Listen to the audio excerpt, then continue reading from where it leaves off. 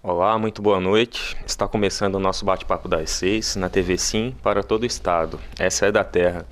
Eu sou o Dr. Patrick Pertel e cumprimento também quem nos acompanha pela Rádio Viva 106.1 e pelo YouTube. Lembrando que você pode participar conosco pelo WhatsApp no nosso número 27 99622 4547. E como vocês já sabem, nós estamos em novembro, o mês em que nós discutimos muito o chamado Novembro Azul, voltado para a saúde do homem em geral, especificamente para a prevenção e tratamento do câncer de próstata. E hoje, nosso tema, voltado para o Novembro Azul, o preconceito mata. Vamos voltar a falar um pouco sobre o câncer de próstata, como já foi bem discutido na semana passada. E para me acompanhar, tenho do meu lado dois grandes convidados, Dr. Leonardo Lobato, oncologista. Muito obrigado, Dr. Leonardo. Obrigado, Patrick. Boa noite. Muito obrigado pelo convite. Obrigado, Guilherme. Espero que a gente consiga esclarecer e tirar as dúvidas aí nesse mês de novembro que é tão importante na prevenção e no combate ao câncer de próstata e de bexiga também. Excelente. E ao lado, Dr. Guilherme Eudoro, que é urologista, médico especialista em próstata. Muito obrigado, Dr. Guilherme. Eu que agradeço o convite. Mais uma vez, uma enorme oportunidade de estar aqui podendo participar, esclarecendo dúvidas, trazendo essa campanha à tona e trazendo as mensagens importantes que é o combate ao câncer da próstata. Muito bom. E para a gente começar, eu sempre gosto de começar, já que nós vamos falar sobre um determinado tema, descrevendo, tentando fazer as pessoas entenderem muito bem o que é esse tema. Então eu começo com uma pergunta que pode parecer básica, mas que é muito importante a gente esclarecer. Vou perguntar para o Dr. Guilherme, o que é a próstata, Dr. Guilherme? Eu acho que é a primeira pergunta, o primeiro passo é a gente entender o que é a próstata. A próstata é uma glândula exclusiva dos homens, que compõe o sistema reprodutor e também auxilia na continência urinária. E qual que seria a função da próstata no caso do homem, né? Só relembrando que é uma glândula específica do homem, né? A próstata, ela tem por finalidade produzir o líquido que vai auxiliar na reprodução. Então ela compõe o líquido ejaculatório e ela nutre e facilita a proliferação dos espermatozoides para poder conseguirem acessar o óvulo para poder fecundar. Excelente. E a gente já sabe que o câncer de próstata, existem alguns fatores de risco, algumas situações, alguns quadros que aumentam a chance do desenvolvimento do câncer de próstata. Quais que são os principais fatores de risco? Bom, os principais fatores de risco são a idade avançada, tá certo? Principalmente acima dos 50 anos de idade. História familiar, quem tem casos na família de câncer de próstata, e os pacientes, a população afrodescendente tem uma chance de desenvolver a doença mais cedo e numa situação mais avançada. Excelente. E a gente sempre pede para as pessoas, tanto agora durante o programa, como também mais cedo nas redes sociais da Uniscan, da Unicor, a gente sempre pede para as pessoas mandarem dúvidas, mandarem algumas perguntas que elas queiram que nós façamos para os especialistas. E sempre no meio do nosso papo eu vou colocar algumas perguntas que foram enviadas para nós pelas redes sociais, pelo WhatsApp. Eu queria começar com uma pergunta exatamente sobre isso que a gente falou agora, Dr. Guilherme. Uma pergunta que veio de um telespectador nosso nas redes sociais. A vasectomia aumenta a chance de câncer de próstata? Não, a vasectomia ela não aumenta a chance do câncer de próstata, porque a vasectomia ela é basicamente um processo mecânico onde você bloqueia a passagem dos espermatozoides. O homem continua produzindo espermatozoides, o homem continua produzindo a testosterona, o homem tem a sua próstata intacta e ele vive normalmente. E nisso que ele tem o seu organismo funcionando de maneira normal, ele se comporta igual à população geral. Ele não tem maiores chances nem menores chances. Então ele tem que continuar fazendo o acompanhamento igual todo mundo. Excelente.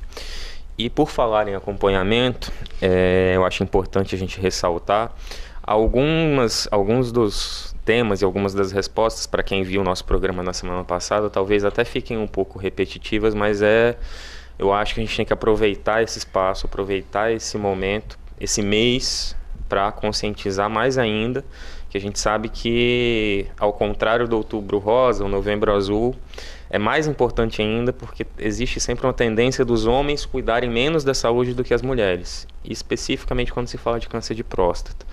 Então, esse rastreio, esse cuidado com câncer de próstata, quando que deve se começar, doutor Guilherme? Bom, especificamente para o câncer de próstata, acima dos 50 anos de idade para a população geral e pessoas que tiveram história na família ou negros, essa população deve iniciar a partir dos 45 anos. Lembrando que esse cuidado é especificamente para o câncer da próstata. Porém, diferente da mulher, o homem, ao longo da sua vida, não procura o médico. Ele normalmente não procura o médico. Ele é atendido pelo pediatra durante a infância, o início da adolescência. Depois, ele fica num período enorme de 20, 30 anos sem procurar o médico, para qualquer que seja a finalidade. E aí, depois que os problemas aparecem, que ele busca o médico. Então, de maneira geral, o homem tem que procurar um médico para poder fazer esse acompanhamento, fazer essa prevenção e referente ao câncer de próstata a partir dos 50 anos de idade. É muito importante isso que você falou, porque assim, óbvio, o nosso objetivo aqui, o nosso tema é câncer de próstata, é Novembro Azul. Mas a gente sabe que existem outras doenças que acometem os homens, não só o câncer de próstata, e que o homem tem que se cuidar da mesma forma que as mulheres. Existem vários rastreios, vários cuidados básicos de prevenção, de medicina preventiva, que devem ser feitos, e como o Guilherme bem falou, existe esse gap, né? Esse intervalo entre a vida de adolescência e a idade após os 40, 45, em que o homem fica normalmente sem buscar cuidados médicos, a não ser que sinta alguma coisa. E, doutor Guilherme, quais exames, além da avaliação clínica, da avaliação pelo urologista, que a gente pode associar para esse rastreio específico do câncer de próstata? Os principais exames para a gente fazer esse rastreio no câncer de próstata é o exame físico, que inclui o exame digital da próstata, pelo toque retal, e a dosagem do PSA, que é o antígeno, uma molécula que circula no sangue, e essa molécula ela é produzida pelas células da próstata. Daí, quando existe alguma anormalidade, algum problema na próstata, normalmente essa molécula é produzida em uma quantidade maior, e aí ajuda a gente a detectar esse problema na próstata. Então, é a associação do exame físico com o exame de sangue. Excelente. Doutor Leonardo, agora vamos passar para a palavra do oncologista. O doutor Guilherme já citou, mas eu acho que é importante a gente salientar isso. Pessoas, homens no caso, que têm um histórico na família de câncer de próstata, existe um aumento da chance? Quanto que essa chance aumenta de desenvolver? Vamos lá, no câncer de próstata, mais de 2 gerações com câncer, e a gente começa já abrir um alerta, um sinal de alerta para iniciar essa investigação mais precoce, como foi colocado aqui inicialmente, então a partir dos 40 a 45 anos. Diferente de outros tumores, de outras doenças, nesse caso, ele aumenta essa probabilidade dessa doença vir, mas a gente tem que entender que não só a doença familiar, como também muito mais os fatores genéticos, predisposições genéticas que a gente vai ter esses tumores. Lembrando que, de uma maneira geral, hereditariedade nos cânceres são em torno de 5%. A grande maioria dos tumores é por uma alteração genética, algum mecanismo celular, alguma desordem, fatores externos, entre outros fatores. Excelente. E eu acho que é uma dúvida de muitas pessoas, muitos homens. Existem basicamente dois espectros da doença da próstata. A hiperplasia prostática benigna, que é basicamente a próstata aumentada, e o câncer de próstata, que é basicamente a neoplasia propriamente dita. E aí eu queria perguntar para o Guilherme, basicamente, em termos gerais, qual que seria essa diferença? Bom, De uma maneira bem simples, a próstata ela pode crescer e gerar sintomas. Sintomas que normalmente têm a ver com o estrangulamento da passagem da urina. Então ela cresce e começa a apertar o xixi. E esse quadro é muito comum da doença benigna. Normalmente não é câncer e acaba apresentando esses sintomas de dificuldade para fazer xixi, o xixi preso, o xixi entrecortado, o jato urinário fraco. Já o outro lado das doenças da próstata, a gente tem o câncer da próstata, que não cresce tanto quanto a hiperplasia e não causa tantos sintomas. Então é uma doença silenciosa que cresce, desenvolve de maneira lenta, sem apresentar nenhum problema, e só que quando vai começar a apresentar os sintomas, a doença já está em uma situação avançada. Então, basicamente, a doença benigna, ela causa sintomas, e a doença maligna, normalmente é silenciosa, não causa sintomas nas fases iniciais e intermediárias. Isso é muito importante a gente salientar que, então, muito mais frequentemente os homens vão ter sintomas que a gente fala, sintomas obstrutivos urinários, por uma doença benigna do que por uma doença maligna. Exatamente.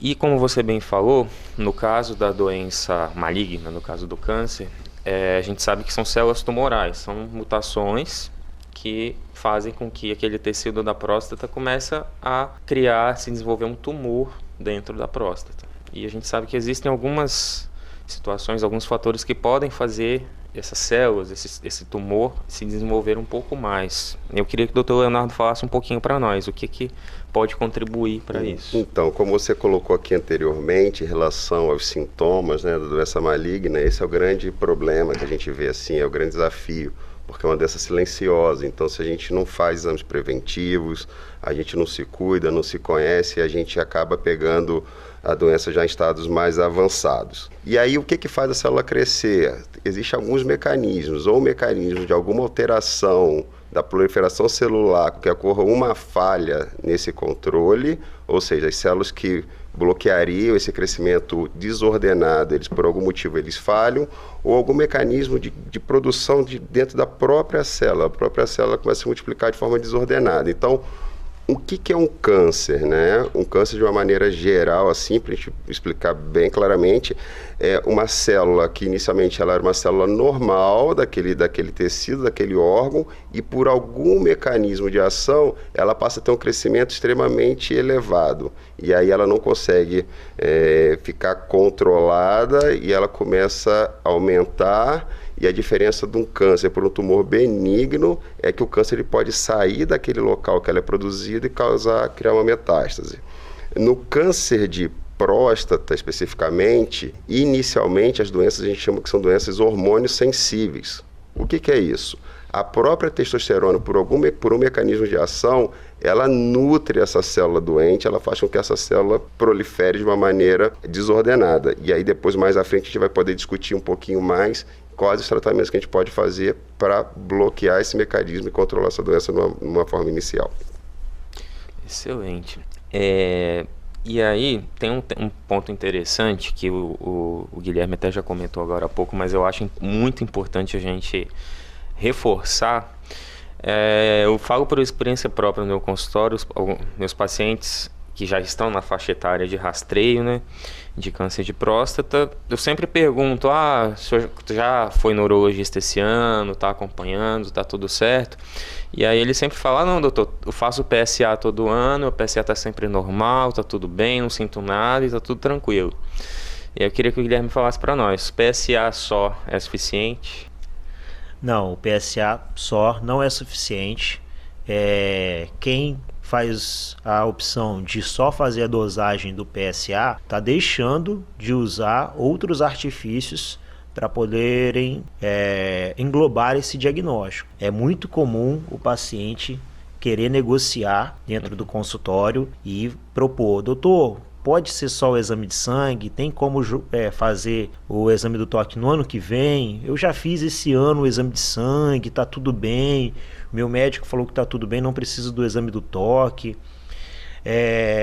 mediante o preconceito e tabus, bobeiras que vão colocando a vida da pessoa em risco, né? Então, só o PSA não é suficiente, ele é muito útil, mas ele tem uma margem que falha, e por isso que a gente faz essa associação com o exame físico, que também é muito útil, mas também tem uma margem de falha.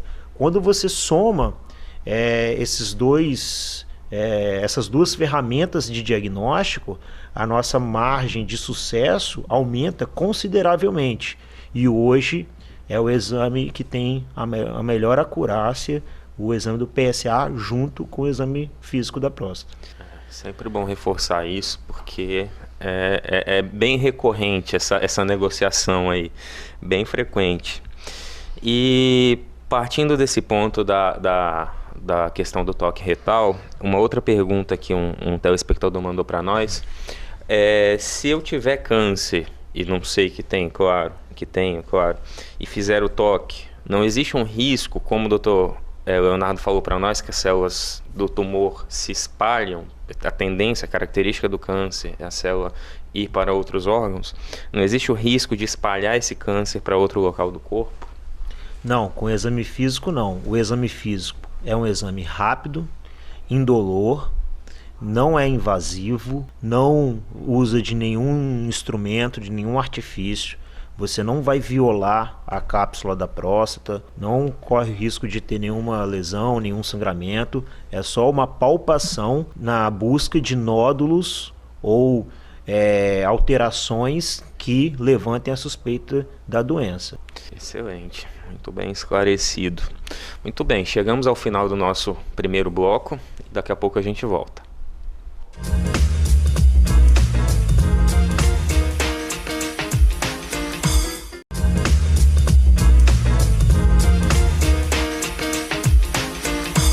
Olá, estamos de volta para o nosso segundo bloco do Bate-Papo das 6.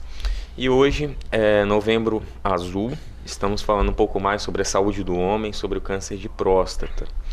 E voltando a falar sobre o assunto que a gente estava conversando no final do primeiro bloco, eu queria perguntar para o Dr. Guilherme, nós falamos já um pouco sobre os sinais e sintomas de obstrução urinária, de aumento da próstata, e que a gente já falou que pode ser algo benigno ou pode ser algo maligno. E existe algum sinal de alerta, algum sintoma que faça a gente ligar um sinal amarelo? Não, isso aqui talvez tem que tomar mais cuidado, tem que correr atrás de ver o que é. Bom, em relação ao câncer da próstata, infelizmente os sinais de alerta são sinais tardios, mas sangue na urina, às vezes dores ósseas inexplicáveis, dificuldade para urinar com retenção urinária, o homem que tem muita ardência urinária, tem sintomas irritativos associados, esses são sinais de alarme da doença, que muito provavelmente vai estar no seu estadio avançado, vai estar na fase avançada. Muito bom, é sempre claro, o nosso objetivo é rastreio, descobrir na fase inicial para tratar e curar o quanto antes, mas é sempre bom a gente ter essa noção desses sinais que podem significar algo mais grave, em que a gente tem que tomar mais cuidado ainda. Só lembrando assim, né, que a gente está falando aqui de prevenção e a partir do diagnóstico, o tratamento precoce, a gente sabe que a gente vai conseguir uma cura de mais de 90% dos pacientes. Então eu acho que é muito mais saudável, né, você prevenir e você conseguir fazer tratamentos curativos com maior probabilidade de cura, do que você remediar e começar a procurar apenas quando você tiver sentido alguns sintomas e aí já poder ter uma doença avançada e metastática, a doença por ser incurável. É muito bom reforçar isso. Prevenção e tratamento precoce em qualquer situação é sempre o mais importante. A gente está falando sobre a prevenção porque, diagnosticado na fase inicial, a chance de cura é de mais de 90%. E as pessoas não valorizam isso, mas o câncer de próstata mata. As últimas estimativas do Instituto Nacional do Câncer falam de mais de 17 mil mortes por ano, e os estudos apontam para esse triênio de 20, 21 e 22 uma estimativa de mais de 65 mil novos casos da doença. Então, muitas pessoas vão ter o câncer de próstata.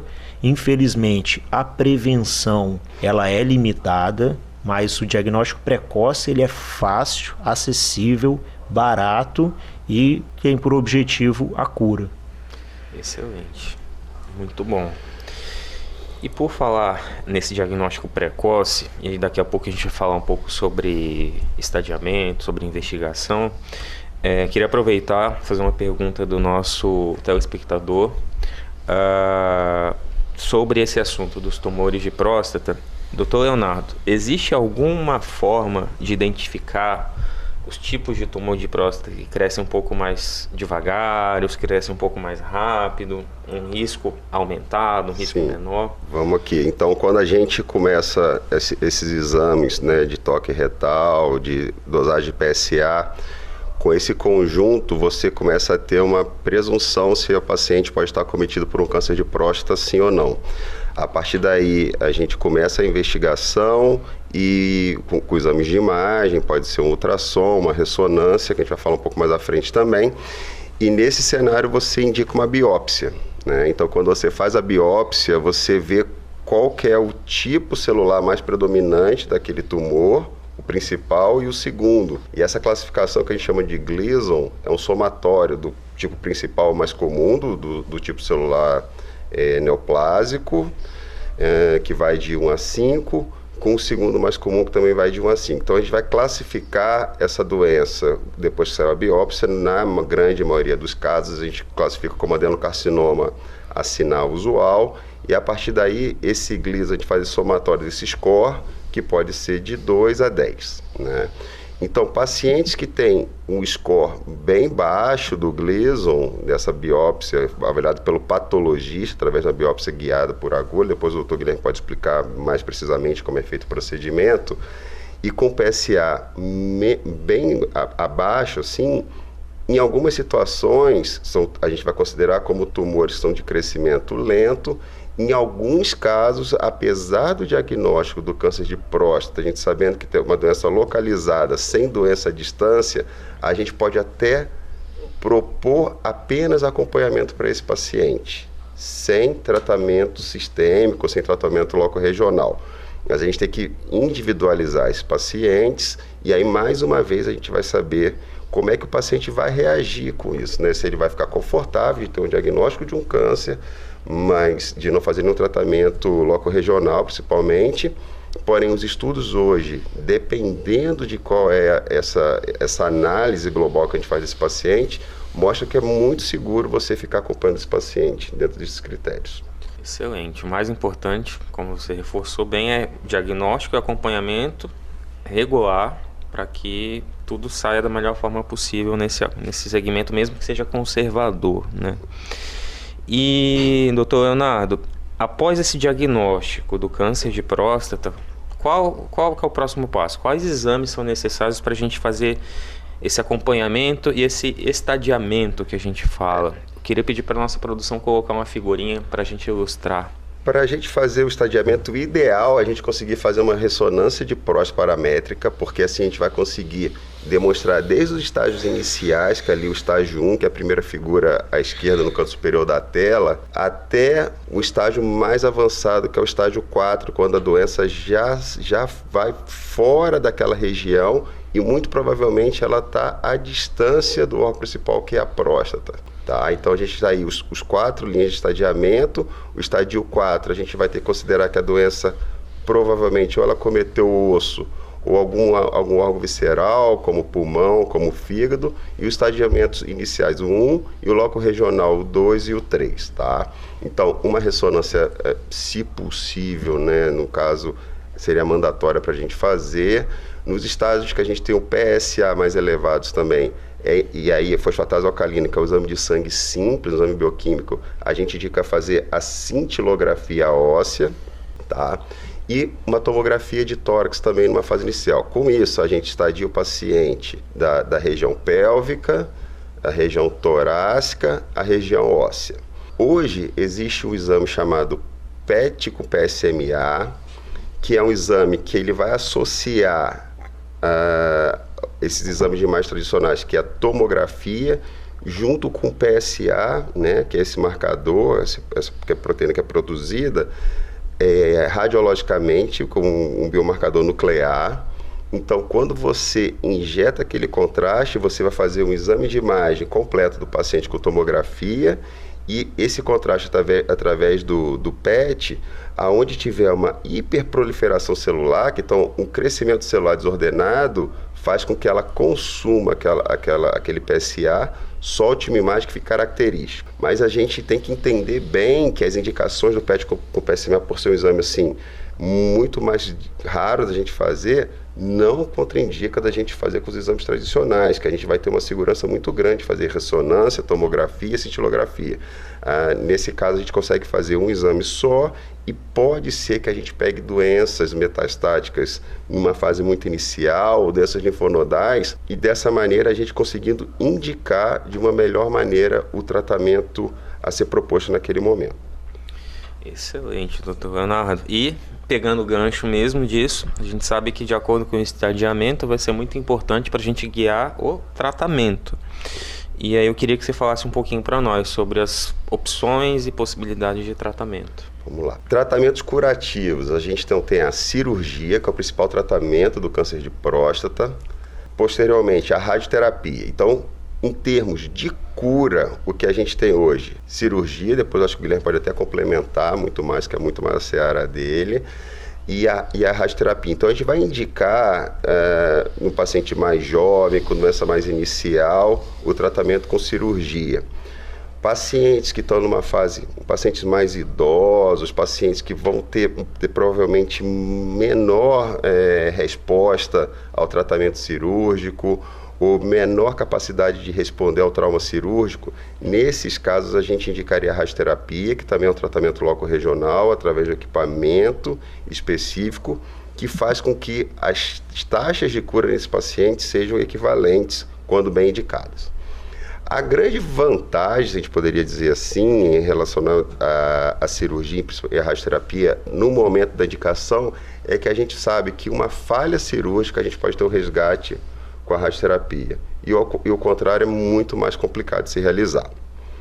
Uma outra coisa que as pessoas sempre pensam, que tratamento com câncer de próstata é tratado com quimioterapia, e não é verdade.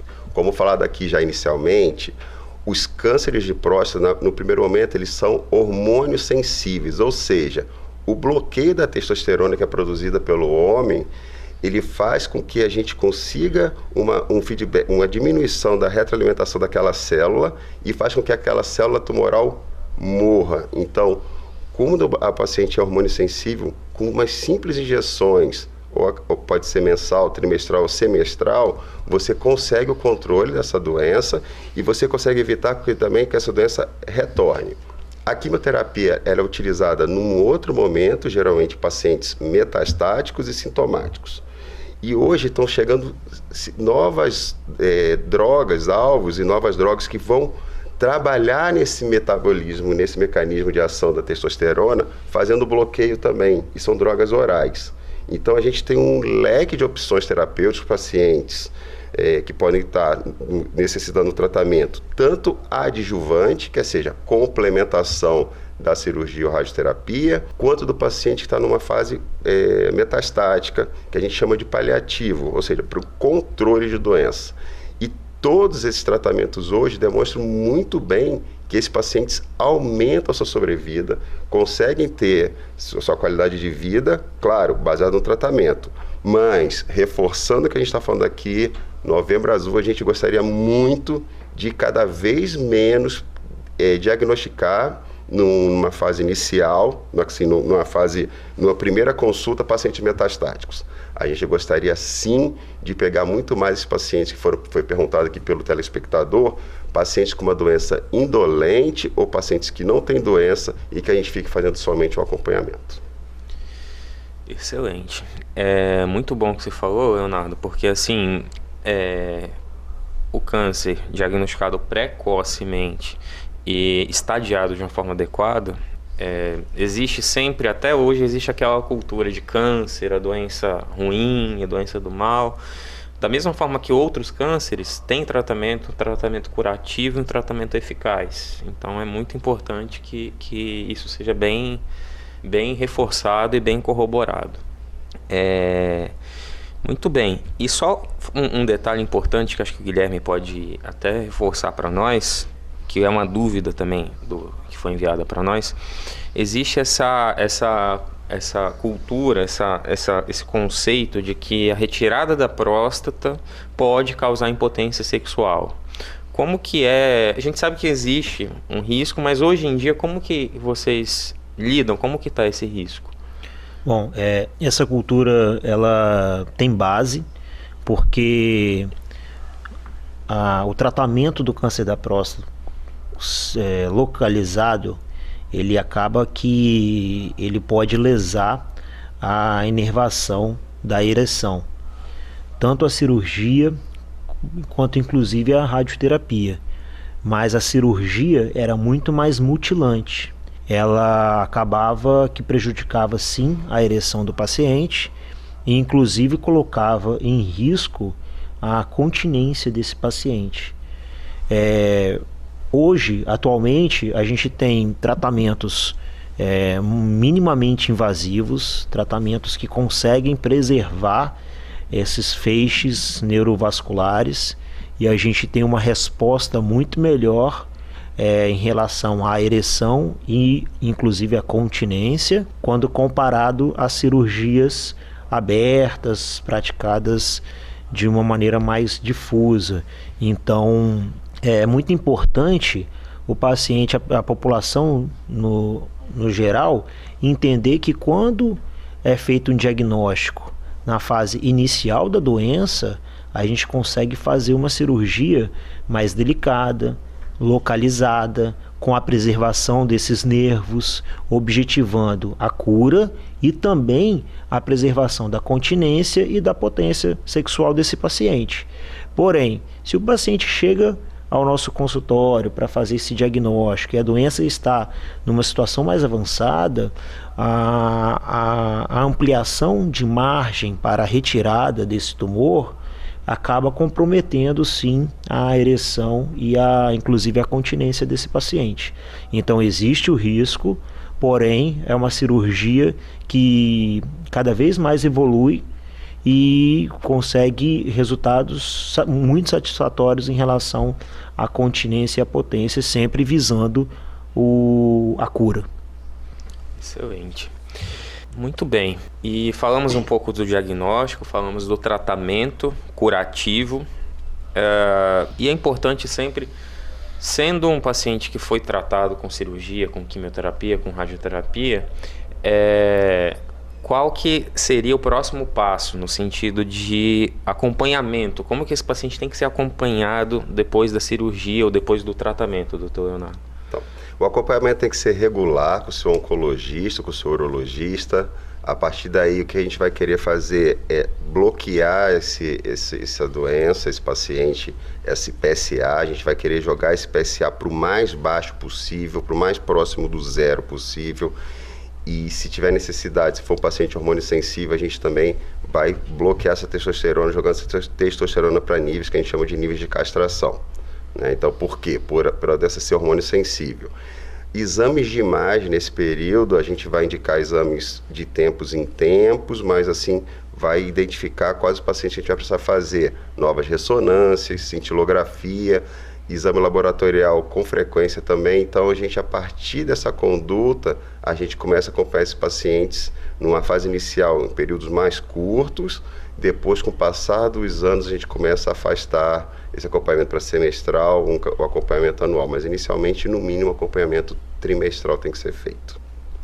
Excelente. Chegamos ao final do nosso segundo bloco do Bate-Papo das 6. Daqui a pouco a gente volta.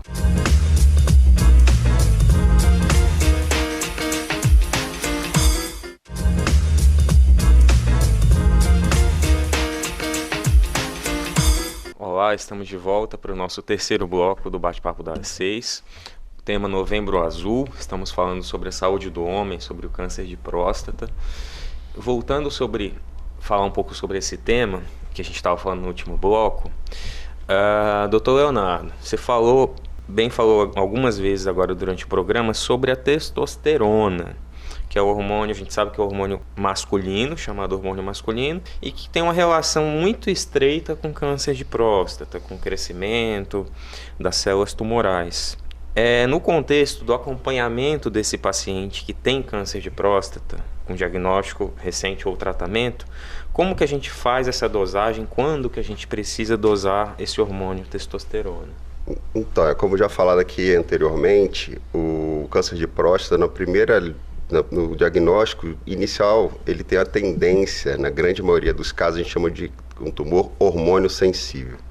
Então, o que é isso? A gente entende que com algum tratamento que faça o bloqueio hormonal, o bloqueio da testosterona, que é o hormônio masculino, a gente vai conseguir controlar o crescimento da célula tumoral maligna e a gente vai diminuir o PSA.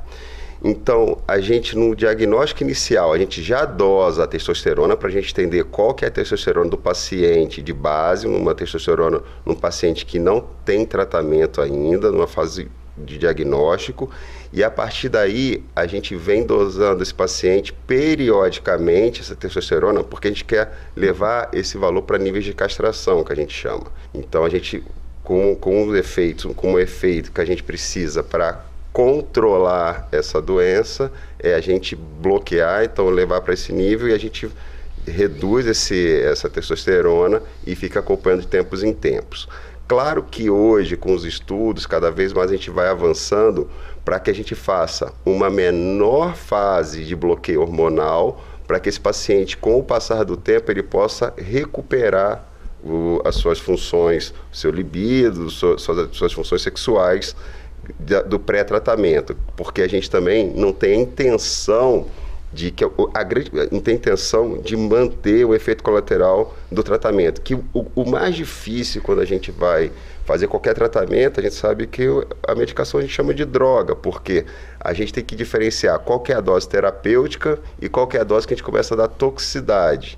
E a impotência sexual, a redução da testosterona é uma toxicidade. Então, hoje, a gente consegue diminuir esses tratamentos com uma eficiência melhor do que a gente fazia anteriormente com maiores dosagens, e a gente faz com que essa testosterona, com o passar do tempo, ela retorne ao seu valor de normalidade. Mas eu acho que é importante também, assim, isso no contexto oncológico, do ponto de vista do paciente em tratamento.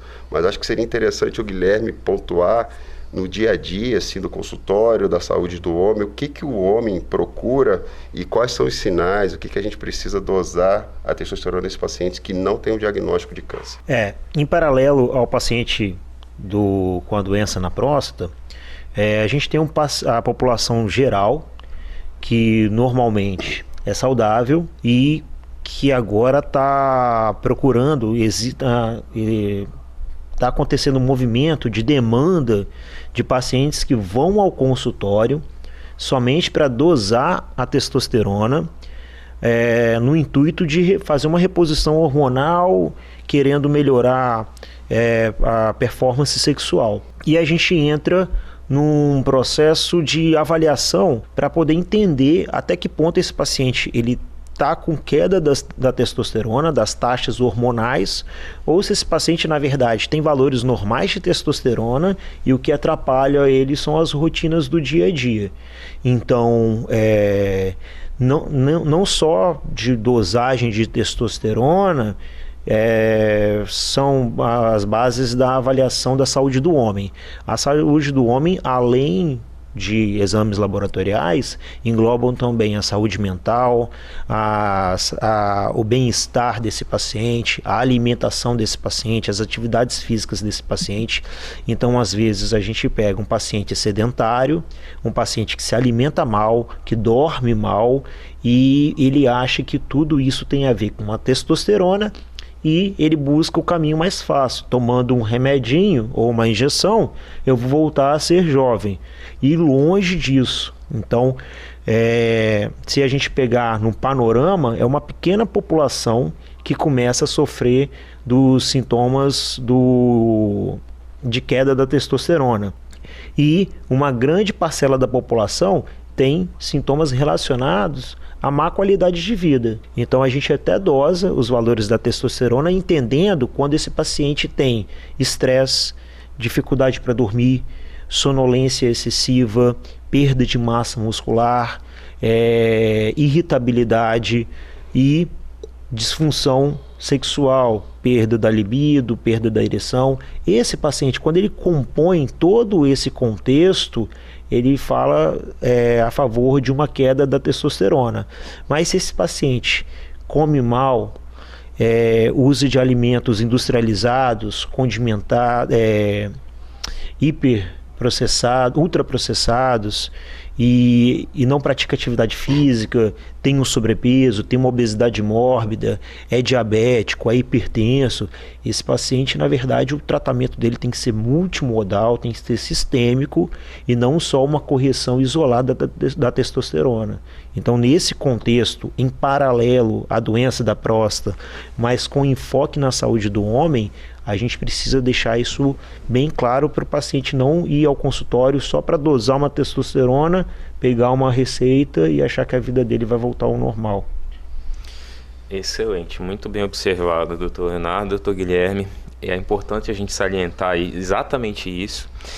Em tempos atuais de reposição hormonal, de modulação hormonal, só queria reforçar, o doutor Leonardo já falou sobre isso no programa, mas só reforçando, numa eventual reposição de testosterona, por motivos no sentido que o Guilherme falou, ou aumento de libido, alguma indicação nesse sentido, existe um risco aumentado de câncer de próstata nesses pacientes? Bom, o câncer de próstata ele responde muito à testosterona endógena, mas não se tem dados de pacientes que realmente precisam de repor essa testosterona. Esses pacientes, eles não têm uma taxa maior de ocorrência de câncer de próstata. Mas quando a doença está presente, quando a doença está ativa, a recomendação é não fazer a reposição de testosterona.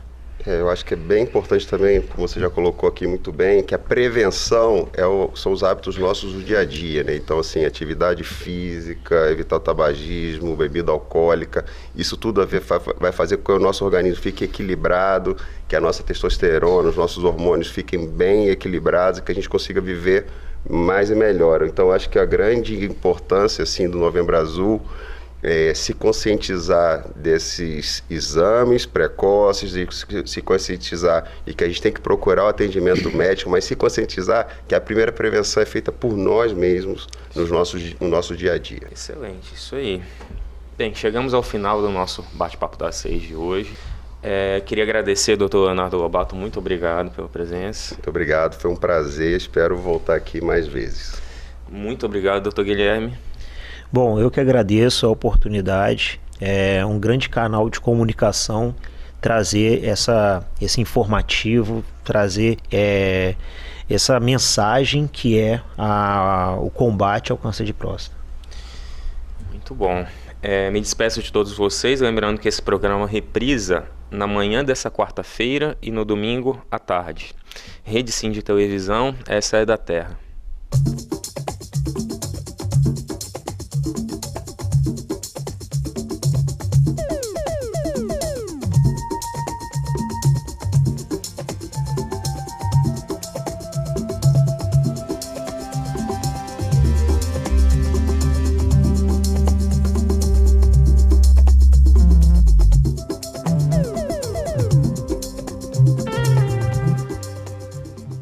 Bate-papo das 6. Oferecimento Uniscan, diagnóstico por imagem. Rio Doce Radiologia. Unicor.